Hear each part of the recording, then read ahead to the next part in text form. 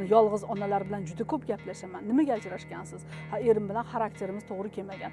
Xo'p, eringiz uylandimi boshqasiga? Ha, uylandi. Unda nechta bolasi bor? Ha, unda 2-3 ta bolasi bor.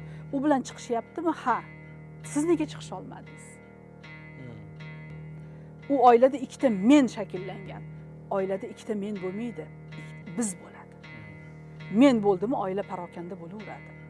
Oilaning strukturasida biz deyilgan. Va bo'ldi. Bo'ldi. Chunki ajrim bo'yicha kelishadi-da yoki ajrashib oila xotin janjallashib kelsa aytadiki, "Mani oilam, mani uyim, men tuqqanman, mani bolam, men qaraganman, men qilganman" deydi.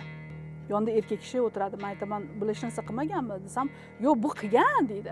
Lekin asosiy men qilganman deydi. Shu menni bizga aylantiring. Bu kishining ham rollari bo'lgan. Hop, nima qilgan bu kishi desam, oyligini to'liq olib kelib bergan. Demak, bizmi? Biz farzandlariga yaxshi ota. Bizmi? Biz uy-joy qilgan, uchastkalar qurgan, 10 ta imoratdan qurganmi? Bizmi? Biz. Nega uni men deyapsiz?